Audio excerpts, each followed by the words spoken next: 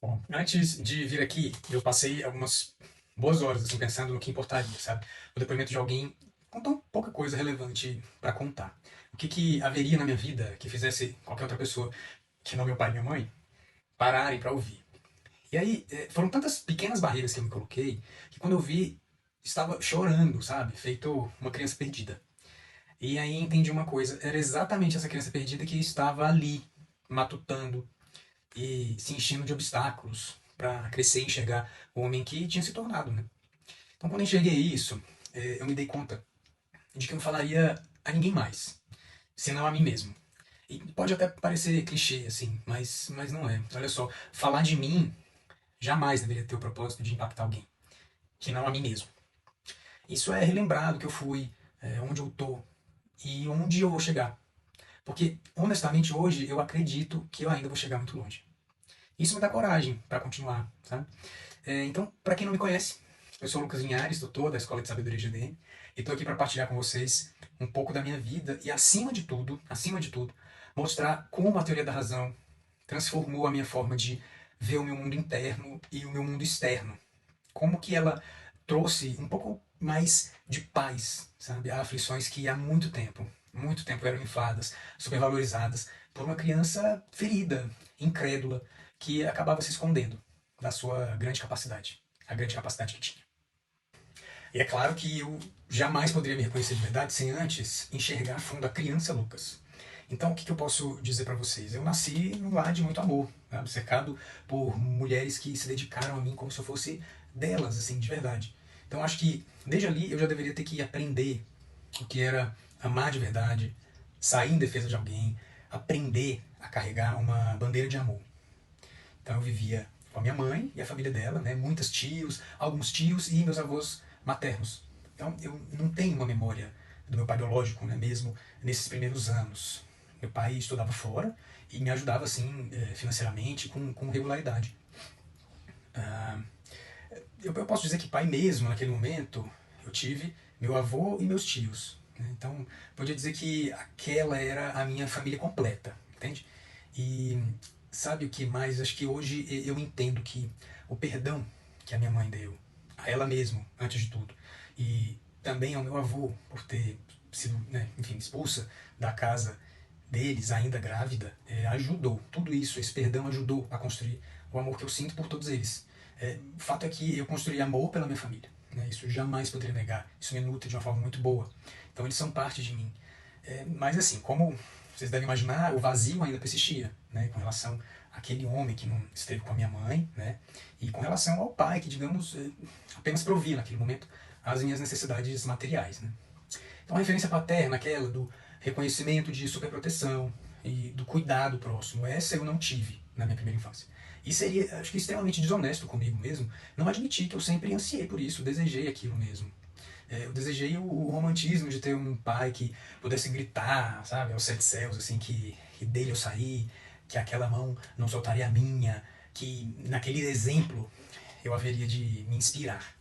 Então não foi essa a realidade. A realidade que se fez foi de uma criança carente, né, que confiava em qualquer um que desse um pouquinho daquela ilusão de amor. E aí surge a questão, por que não buscar isso fora? Né?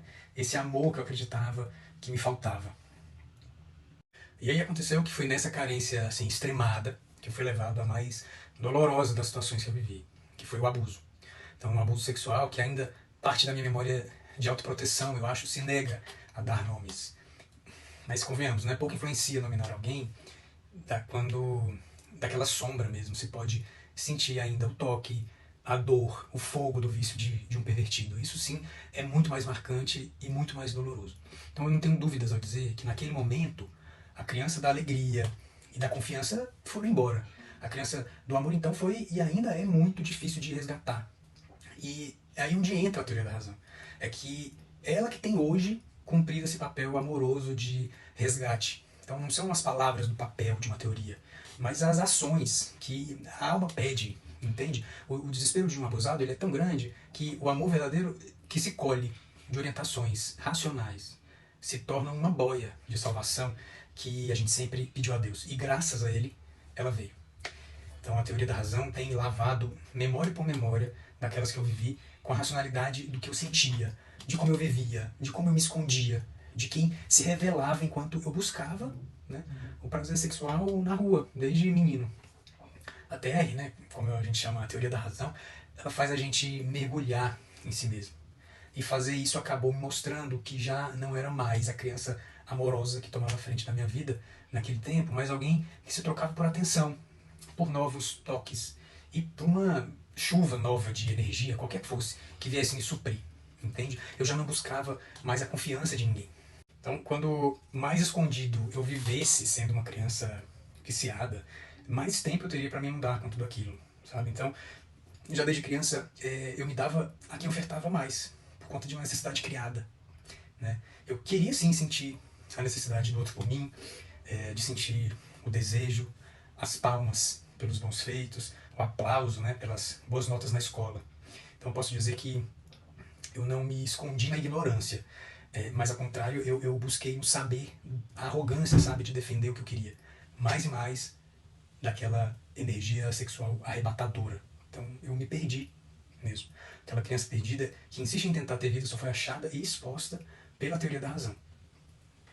Então, se razão é luz, aquele menino cheio de hematomas, cheio de feridas, pode se ver e começar o seu tratamento, o seu resgate à vida, ao que há de bom dentro de si. Ao longo da minha vida, eu nunca pensei sobre valor próprio, né? Mas foi em 2014, quando eu conheci a racionalidade da teoria da razão, que eu me deparei com um homem despedaçado. Mas ainda ali não entendi como alguém, né, como eu, estudado, de boa aparência, bem vestido, companhias agradáveis, podia não reconhecer esse valor, sabe? Então foi uma confusão na minha cabeça. Afinal, as causas das minhas dores eram, sim, responsabilidade de outros, não eram minhas.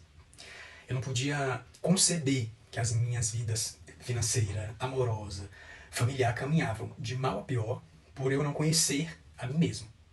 Achava absurdo. Era muito mais cômodo pensar que eu não tinha um bom emprego porque não tinha oportunidade. Que eu não tinha um namorado porque ninguém era confiável, né? E todos me traíam. Que eu não tinha uma família unida porque os meus pais não quiseram permanecer juntos. Então só o que eu não queria enxergar, aquilo que eu não queria enxergar, era que quem vivia a minha vida eram duas faces que se alternavam. Então quando me deparava com uma situação de decisão e coragem, surgia uma criança imatura, triste, extremamente lamentadora, aquela que tinha visto as suas oportunidades de crescer e ir embora, entende? E aí quando eu necessitava do prazer, assumia no lugar uma face viciada, que era manipuladora, que era interesseira. E agora, pergunto para vocês, me digam, como que alguém pode se perceber sem valor vivendo densamente essa realidade? Então não havia tempo, sabe? Não havia tempo, não havia espaço para qualquer racionalidade, para qualquer conhecimento prático que me tirasse desse círculo vicioso que eu tinha me colocado. Umas mazelas, posso dizer, do abuso é isso.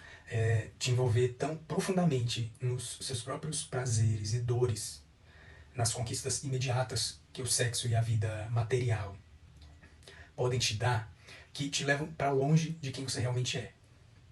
Eu não sabia quem eu era e, pior, praguejava quem quisesse me apresentar para mim mesmo. E assim, 99%, posso dizer, dos meus relacionamentos eram frágeis, não tinham verdade. Afinal, eu mesmo não buscava relacionamentos verdadeiros. O prazer, fosse no sexo, no reconhecimento, nas festas, isso era a minha moeda de troca. Quem dava mais, me levava. E aí, entender que eu ia por pouco, me fez jamais soltar a mão da razão, sabe? Essa teoria tão grandiosa, antes de tudo, me fez perceber que eu não me dava valor, para depois me ajudar a me resgatar, sem qualquer moralismo, sem qualquer dogma, mas com a verdade do meu ser. Hoje eu posso dizer que 100% dos meus relacionamentos são fincados mesmo na verdade do que eu sou, do que eu quero ou não quero para minha vida, né? A vida do filho, do marido, do irmão, do futuro pai, que tenho em grandeza dentro de mim e que eu sei que eu posso ofertar. Agora me digam aqui vocês, sendo vocês donos de um grande negócio, confiariam um bom emprego, aquele com excelente salário, grandes responsabilidades, poder de negociação, influência, alguém sem compromisso, lamentador e viciado nos tipos mais baixos assim de energia? ou mesmo sendo você apenas um legítimo altruísta, né, preocupado com o outro de verdade, faria essa boa ação a alguém? Então é muito provável que não. Então eu era aquele mendigo que esperava que viesse do outro a minha transformação profissional. Eu me lamentava, chorava aos quatro cantos, ter estudado em boas escolas, né, saber idiomas, ter uma aparência apresentável, conhecer grandes pessoas. Então, tendo me formado em Relações Internacionais pela grande Universidade de Brasília, um excelente curso concorrido, né, e super reconhecido, eu não me conformava com o fato de ter sempre estudado muito e ter alcançado pouco. Era deprimente sentir inveja daqueles que, na minha visão, não eram tão bons quanto eu. E estavam lá, né, no auge do sucesso. Era podre mesmo, sabe? Essa é a palavra. Esse sentimento de inveja que se apoderava de mim e me empurrava ainda mais para baixo. Para os velhos hábitos de procurar na bebida, no sexo, nas festas, nesse tipo de distração cega. A legitimação daquilo que eu havia me transformado. Né? Um vampiro mesmo, né? Um sugador de densa energia, crente apenas na minha força de sedução. Ali eu tinha poder, mas incrédulo da minha capacidade de amar a mim mesmo antes de qualquer coisa. Então já dá para imaginar, né, que aquelas oportunidades que eu esperava nunca vieram. Foi necessário que eu encontrasse dentro de mim a vontade verdadeira de saber exatamente quem eu era. Querer enxergar toda aquela sujeira em que eu me lambuzava para que o meu mundo interno mudasse. Então a teoria da razão foi essa grande mãe que me trouxe à vida novamente. Saibam disso. Foi o amor dentro desse processo de autoconhecimento que deu o start nessa mudança que eu necessitava. Então logo eu me propus a ser outro. Eu posso garantir que o meu mundo se abriu em oportunidades. E dá para imaginar o porquê, né? Porque a minha mente antes era embotada. E aí ela se clareou. Né? O falatório passou a ser ação. No meu caso, se em mim havia um déficit de atenção, né, como eu costumava pensar, era de atenção pura e simplesmente a mim mesmo, né, a minha realidade caótica. Então, ao longo dessa caminhada do auto-amor, eu fui aprovado em inúmeros concursos. Eu finalmente assumi como servidor público federal, que era um sonho. Né? Fui aprovado em primeiro lugar em dois deles, inclusive nesse que eu estou agora. E eu sei que não para por aí. Não para por aí. E agora eu sou acadêmico de Direito. As oportunidades obviamente se multiplicam, né? Assim como também minha consciência de que aquele mal lá do passado já não me habita mais, né? Não habita mais essa casa. Bom, aí foi por volta dos 4 anos que saímos eu e a minha mãe da casa dos meus avós, né? Então morar numa cidade maior, que não era no interior, trouxe a distância para mim, assim, de um porto seguro, né? Do colo de uma família grande, da bagunça dos primos, do barulho de muita gente. Era muito bom, sabe? Mesmo já maculado pelo abuso, aquele era o meu lar. Era assim que eu sentia e sinto ainda hoje. Mesmo longe lá, um lugar de boas lembranças, de acolhimento do neto e do sobrinho mais velho, que era paparicado, né? Mas como eu dizia, ter que sair da minha zona de conforto trouxe muita insegurança. E mais uma vez bati a carência. Mais uma vez bati o medo. A aflição de cuidar de uma mãe sozinha, porque eu me sentia com essa responsabilidade, já que ela nunca havia substituído, né, o homem que ela tinha amado, né, que era o meu pai. Então acredito que ela sentiu esse peso em mim. E como boa mãe que é, ela viu minhas dores. Só não conseguia, obviamente, ter a dimensão de todas elas, mas sentia, né, que a dor de filho estava ali. E por essa razão ela aceitou o pedido do meu pai para que eu fosse morar com ele. Então minha mãe é uma mulher de muita coragem, uma coragem que eu rogo todo dia. Ela tenha consciência de ser possuidora, sabe? Sempre, cada vez mais. Bom, então eu fui. Né? E foram anos de uma aproximação muito importante, hoje eu entendo, mas que naquele momento eu sentia já que era mais protocolar.